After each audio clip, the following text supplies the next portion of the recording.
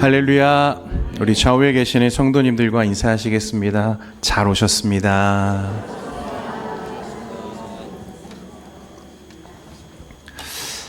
오늘 우리 동현교회 예배에 오신 우리 모든 성도님들과 또 이 자리에 함께 하신 모든 주의 권속들에게 하나님의 은혜가 늘 함께 하시기를 축원드립니다.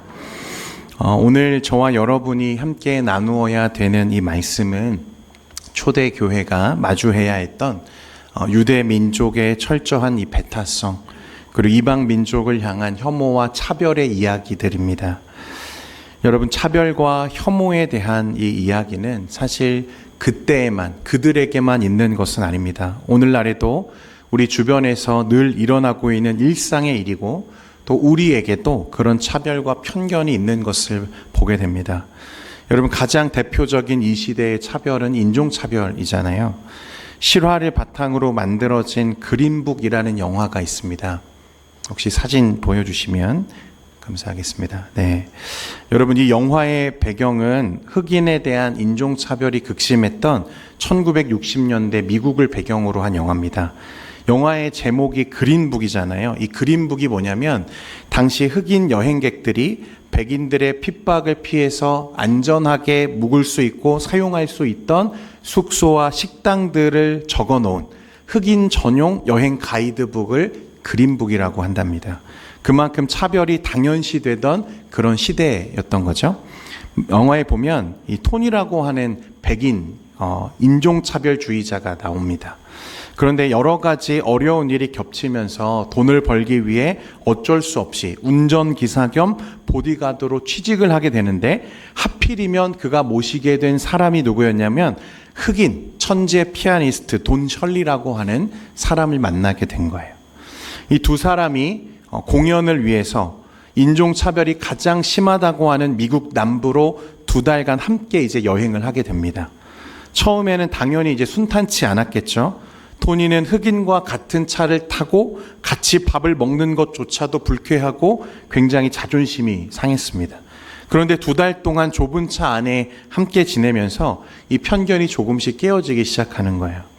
이 돈 셜리라고 하는 사람은 천재적인 재능으로 백인들의 화려한 연회장에 늘 초청받는 유명한 피아니스트였습니다.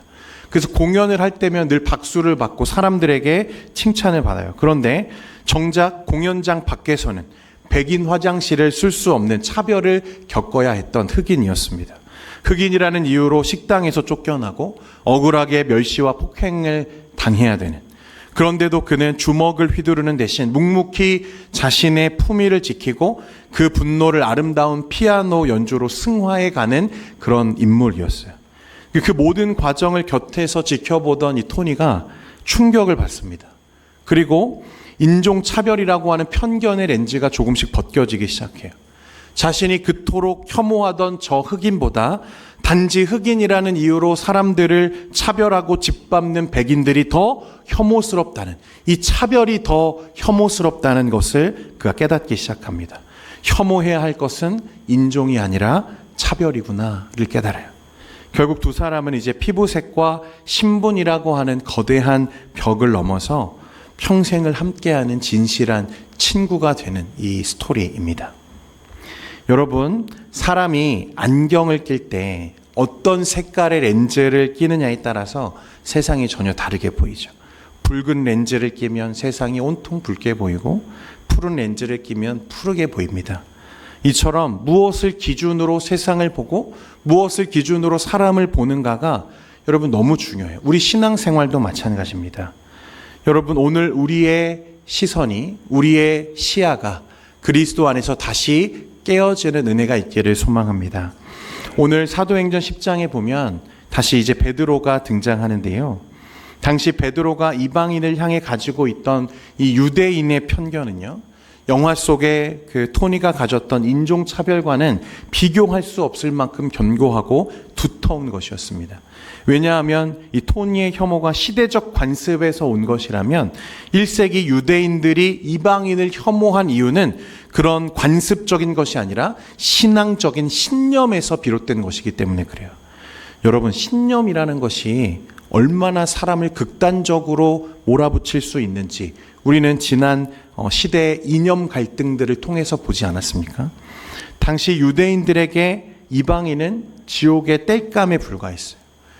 이방인과 밥을 먹거나 교제하는 것은 율법을 어기는 일이고 스스로를 영적으로 더럽혀 하나님과 단절되는 죄악이라고 그들은 굳게 믿었습니다. 이것은 단순한 감정의 문제가 아니라 신학의 문제였고 신앙의 문제였어요. 수천 년을 이어온 이 거대한 율법적 혐오와 차별의 빗장을 도대체 누가 어떻게 깨트릴 수 있겠습니까? 하나님께서는 이 무섭도록 견고한 편견의 장벽을 허무시기 위해서 아주 치밀하고 완벽한 작업 그리고 설득의 과정들을 준비해 오셨어요. 그게 우리가 지난주 말씀에서 나누었던 다소에서 14년간 이 사도 바울이 기다리던 그 시간에 베드로를 통해서 하나님이 이루어 오셨던 일들이죠. 예루살렘과 사마리아를 두루 다니던 베드로는 루다에서 8년 동안 침상에 누워있던 누구죠? 애니아를 고쳐내고 욥바에 병들어 죽었던 여제자 누굽니까? 다비다를 살려냅니다. 하나님은 왜 이런 결정적인 시기에 베드로에게 놀라운 표적을 연달아 행하게 하셨는가? 지난주에 우리가 말씀드린 것처럼 베드로가 죽은 다비다를 향해서 다비다 쿰 하고 외쳤을 때 사람들의 머릿속에는 누가 떠오르기 시작해요? 회당장 야이로의 딸을 향해서 달리다 쿰, 소녀여 일어나라 하며 그를 살려내셨던 예수님을 떠올리게 만들었어요. 하나님은 의도적으로 베드로의 사역 속에 예수님의 신적인 권위와 능력을 고스란히 재현하도록 만들어 오셨다는 것입니다.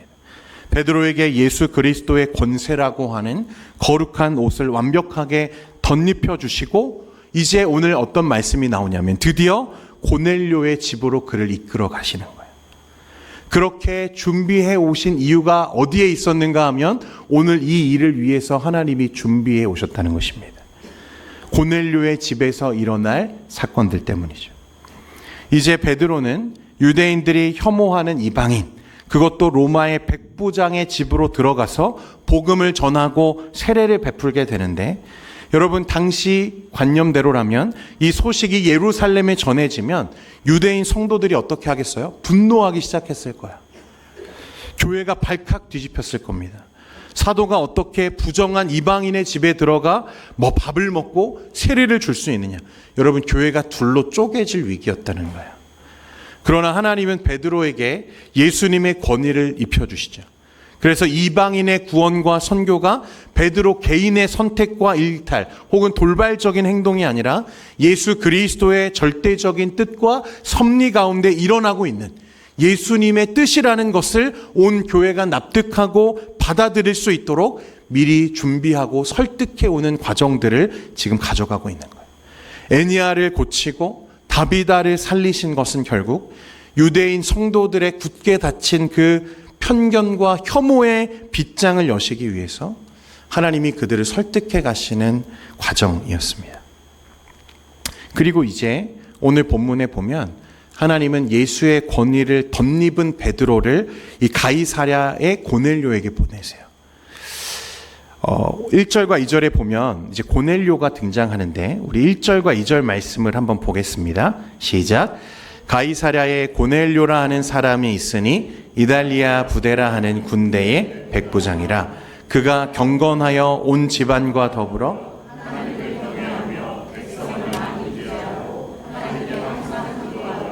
아멘. 그는 가이사랴에 주둔하고 있던 로마 군대 이달리아 부대의 백부장이었습니다. 이 이달리아는 이탈리아죠. 가이사랴는 당시 로마 총독이 머물던 이 행정 중심지였고 그는 식민지를 지배하는 제국의 정예 부대의 장교였습니다. 그러니까 권력과 부 그리고 명예를 모두 손에 쥔 사람이었어요. 소위 잘 나가는 사람이죠. 그런데 그는 어떤 사람인가? 2절에 보면 그가 경건한 사람이다 이렇게 말씀합니다. 여러분 경건하다는 것은요. 그가 하나님을 향해서 마땅히 가져야 할 거룩한 두려움, 경외와 공경심을 갖는 태도를 말하는 거거든요. 그는 이방인이지만 유대인이 아니에요. 하나님을 잘 알지 못하는 사람이었을 거예요. 그런데 그가 정복한 이 제국, 그리고 정복한 이 이방 민족의 하나님을 경외하는 자였다. 그뿐만 아니라 그 온 집안과 함께 하나님을 예배하는 그의 경건한 모습을 우리가 말씀을 통해 보게 됩니다. 백성을 많이 구제하고 하나님께 항상 기도하는 사람이었다. 이렇게 말씀해요. 그는 로마 황제를 숭배해야 하는 군인 신분이었음에도 불구하고 이스라엘의 하나님을 경외했습니다.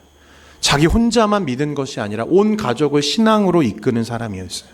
게다가 식민지 백성들을 억압하기는커녕 오히려 자신의 사제를 털어서 가난한 유대인들을 많이 도와주고 구제하는 사람이었습니다.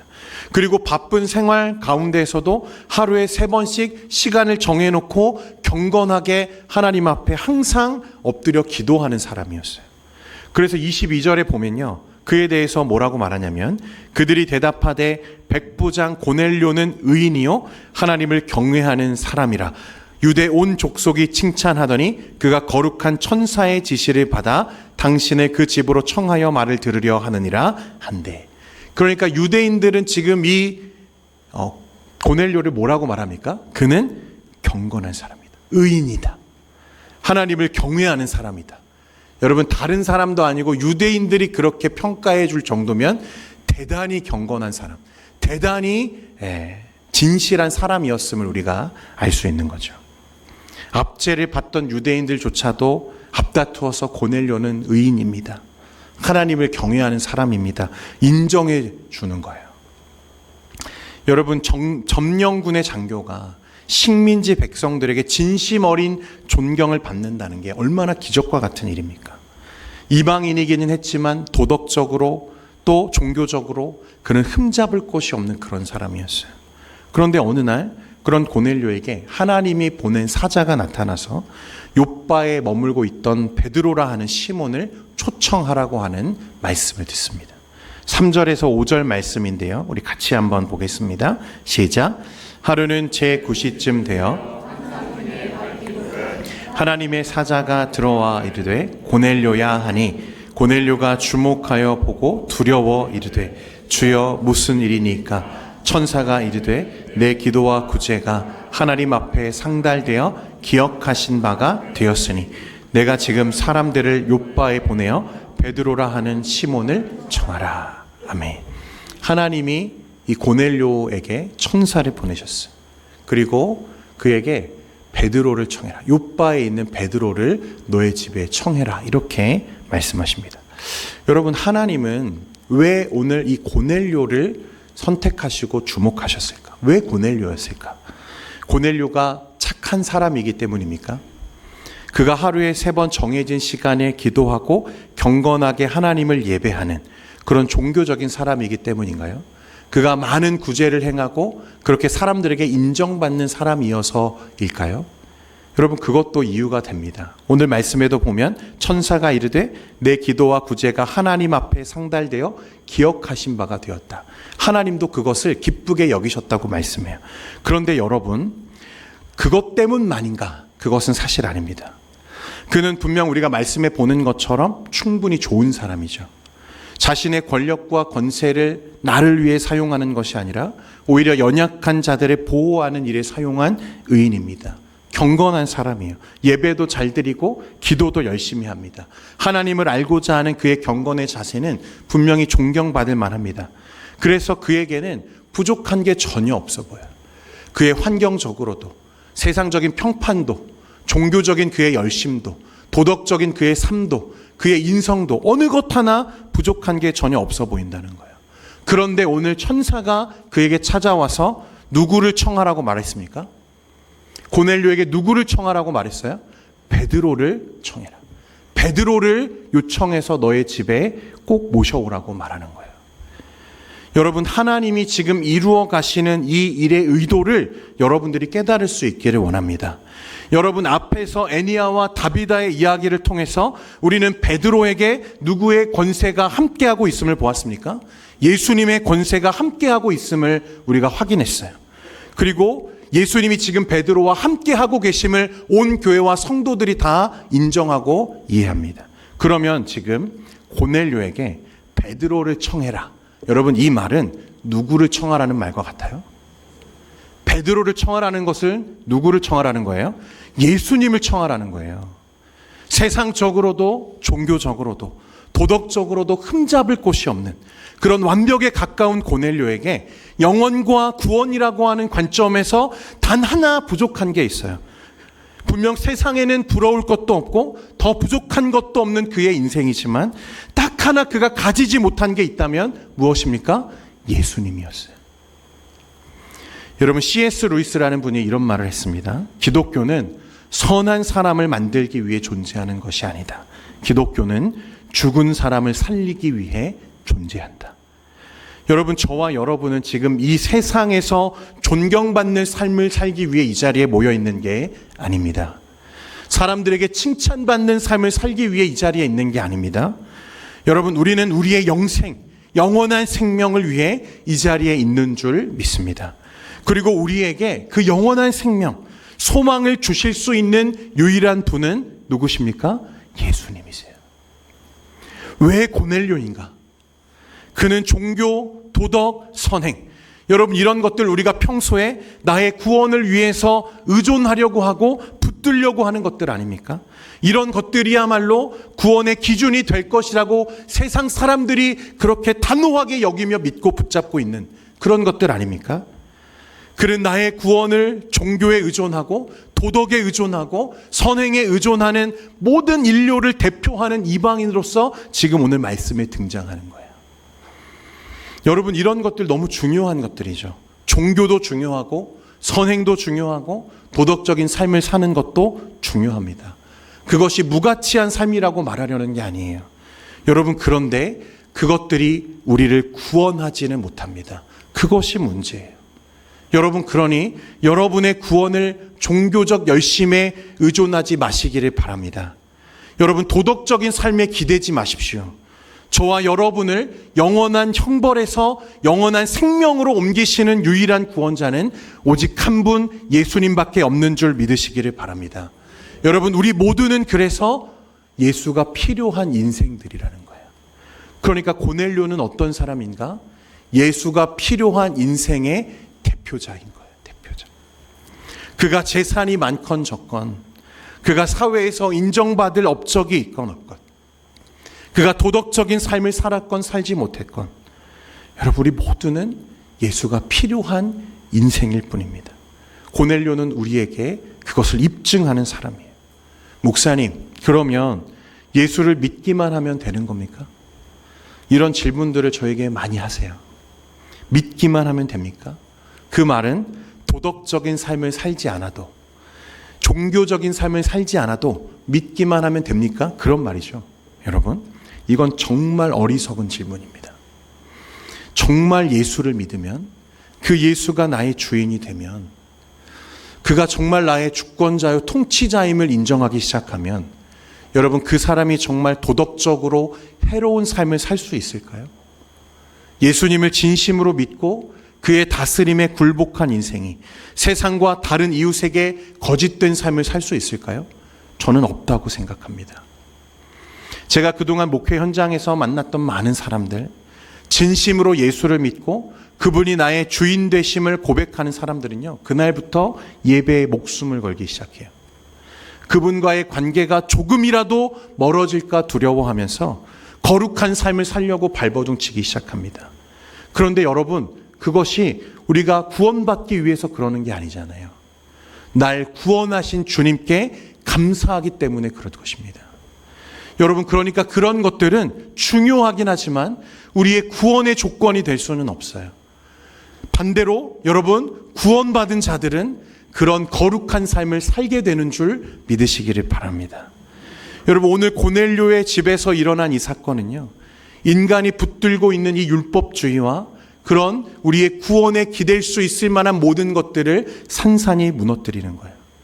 구원은 나의 도덕이나 종교적인 열심으로 쟁취하는 것이 아니라 구원은 오직 나 같은 죄인을 위해 폭포수처럼 쏟아지는 예수 그리스도의 십자가 은혜로만 주어지는 줄 믿습니다. 여러분, 오늘 이 아침에 혹 이 자리에 여전히 나의 종교적인 열심과 행위에 나의 구원을 의지하고 있는 분들이 계시다면, 여러분 그런 모든 노력들과 시도를 그치고 나를 살리시는 오직 유일한 구원자 예수 그리스도를 여러분의 인생과 여러분의 가정에 초청하실 수 있기를 간절히 소망합니다. 그분이 우리의 유일한 생명이세요. 두 번째로 오늘 본문 9절 이하의 상황을 좀 보면요, 이제 베드로가 나와요. 베드로가 정오에 기도하기 위해서 지붕에 올라갔는데 황홀한 중에 한 환상을 보게 됩니다. 하늘이 열리면서 이제 큰 보자기 같은 그릇이 내려오는데 그 안에 땅에 있는 각종 네 발 가진 짐승과 기는 것들, 그리고 공중에 나는 새들이 가득 담겨져 있는 거예요. 그리고 하늘에서 음성이 들립니다. 베드로야, 일어나서 잡아먹어라. 이때 베드로가 어떻게 반응합니까? 14절 말씀에 보면 이렇게 말해요. 우리 14절 같이 읽겠습니다. 시작. 베드로가 이르되 주여 그럴 수 없나이다.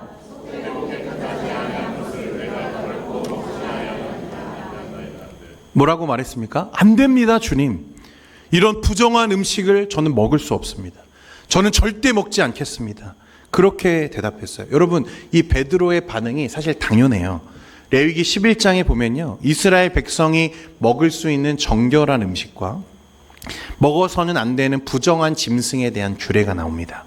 여러분, 유대인들에게 이 식탁 규례는요, 음식 취향의 문제가 아니에요.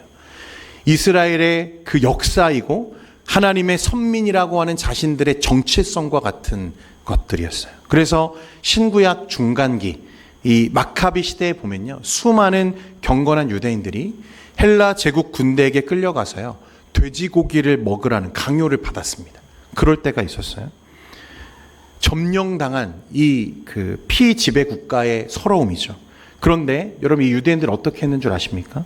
부정한 음식을 먹느니 차라리 혀를 잘리고 펄펄 끓는 가마솥에 던져져서 불타 죽는 순교의 길을 택한 사람들이 유대인들이에요. 돼지고기 먹으라고 했더니 어떻게 했어요? 순교하는 걸 선택하는 사람들이 유대인들이에요. 그 피눈물 나는 역사를 누구보다 잘 아는 베드로에게 율법이 금지한 부정한 짐승을 잡아먹으라. 여러분, 신앙의 근간이 흔들리는 일이죠. 더구나 유대인들에게 이 부정한 짐승들은 영적으로 타락한 이방인들을 상징하는 표현이거든요. 그러니까 베드로가 내가 절대 먹지 않겠습니다 라고 외친 것은 여러분, 단순한 반항이 아니라 하나님, 순교하는 한이 있더라도 내가 율법의 순결을 내가 지키겠습니다 라고 하는 훌륭한 신앙 고백이었다는 거예요. 그런데 여러분, 이 고백에 베드로의 모습 속에 우리 신앙에 감춰져 있는 아주 무서운 타락한 본성이 하나 숨겨져 있습니다. 여러분, 베드로의 대답을 가만히 여러분 묵상해 보세요. 주여, 그럴 수 없습니다. 주여, 그럴 수 없습니다. 여러분, 이게 얼마나 모순적입니까? 주님이라는 단어는 내 삶의 모든 주권이 누구에게 있다는 거예요? 당신에게 있습니다. 예수님께 있습니다. 당신의 종으로서 나는 100% 순종하겠습니다. 입술로는 분명 그분을 주님이라고 불렀거든요. 주여. 그런데 그 주님의 명령에는 뭐라고 말해요? 안 됩니다. 못합니다. 못 갑니다.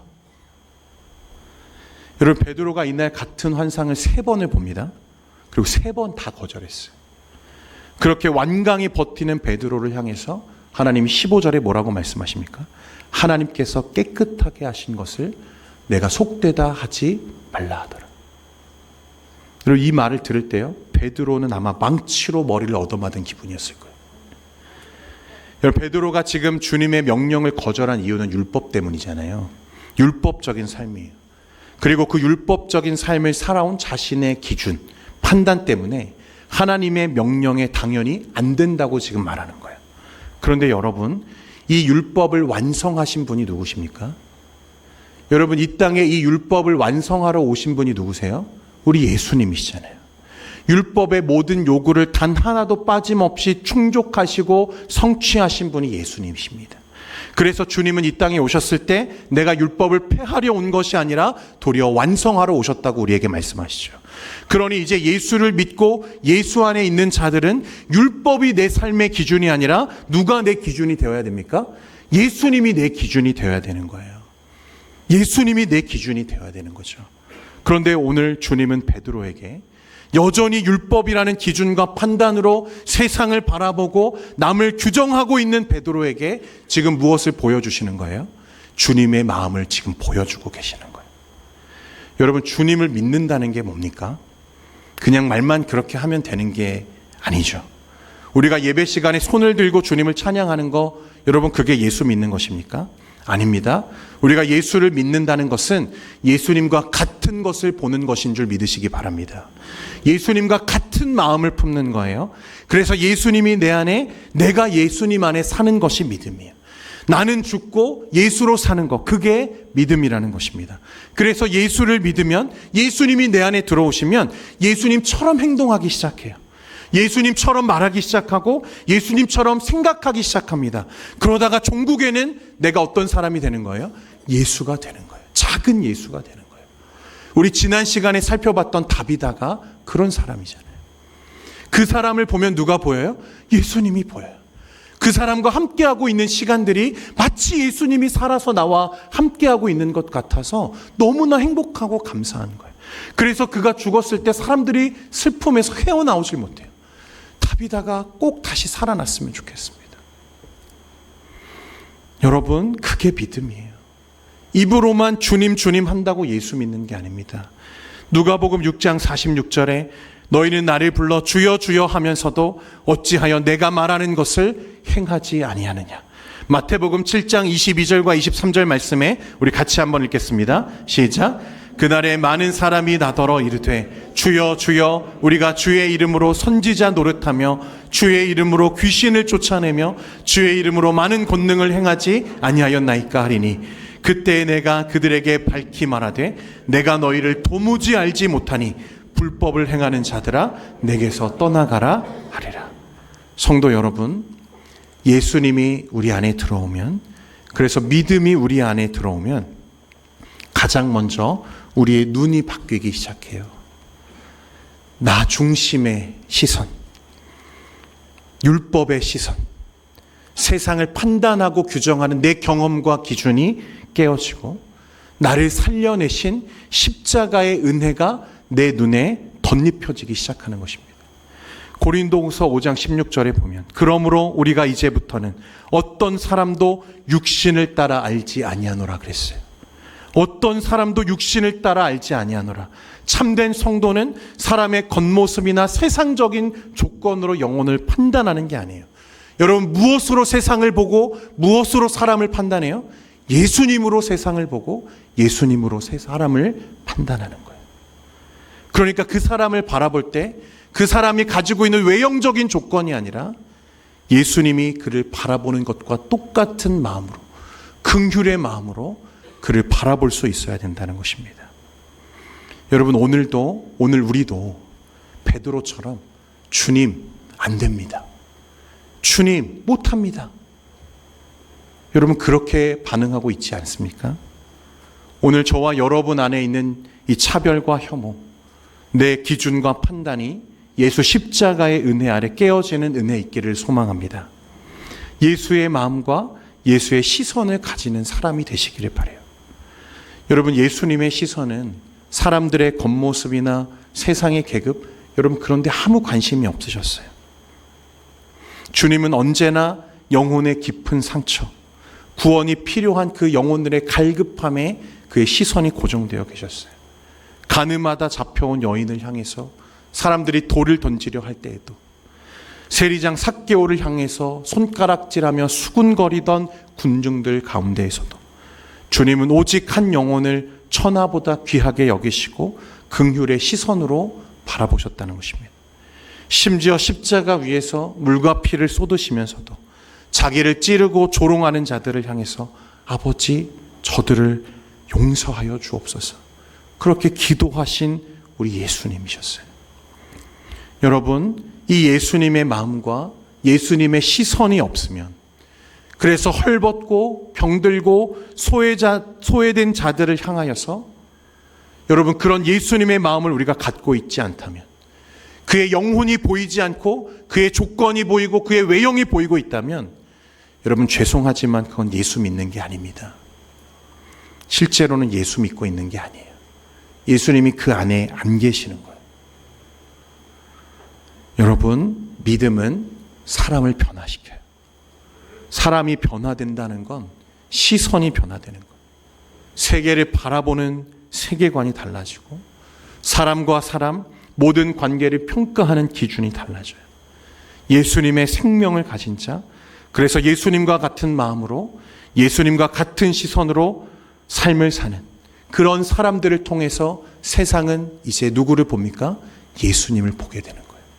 다비다 같은 사람을 통해서, 베드로를 통해서, 스데반과 같은 사람들을 통해서 세상은 여전히 살아계신 예수 그리스도를 보게 되는 줄 믿습니다. 여러분, 저는 여러분들이 그런 사람이 되었으면 좋겠어요. 내가 보여지는 게 아니라 여러분, 예수가 보여지는 사람, 예수 향기 나는 사람. 여러분, 그런 사람이 가는 곳은 그곳이야말로 하나님의 나라가 이루어질 줄 믿습니다. 그곳에 천국이 임하고 그곳에 하나님의 평강이 이루어지기 시작해요. 모든 혐오와 차별이 무너지고 모든 사람들의 분쟁이 종결되고 여러분, 그곳에 화평과 화목이 이루어질 줄 믿습니다. 여러분의 가정이 그런 곳이 되었으면 좋겠어요. 여러분, 오늘 천사가 고넬료에게 예수 그리스도, 베드로를 그의 집에 초청하라고 말했던 것처럼 오늘 그 주님의 은혜를 여러분의 삶 속에 초청하는 인생들 되시기를 축원드립니다. 그래서 주 예수 십자가의 복음으로 여러분의 눈이 띄어졌으면 좋겠어요. 여러분, 그리고 그 예수의 간절한 마음으로 다시 눈을 들어서 세상을 바라보고 예수님을 보여주는 삶으로 나아가는 여러분 되시기를 바랍니다. 여러분, 그게 오늘 주님이 우리에게 원하시는 삶이에요. 그게 주님이 우리에게 바라는 시선입니다. 오늘 그 은혜가 우리에게 임하기를 소망합니다. 우리 이 시간에 함께 찬양하며 하나님의 마음을 좀 묵상했으면 좋겠어요. 나에게 그런 주님의 마음이 있는가? 나는 과연 주님의 시선으로 그들을 보고 있는가? 주님을 초청한 나의 삶 속에 하나님의 나라가 이루어지고 있는가? 하나님의 평강과 화목이 내 삶 속에 이루어지고 있는가?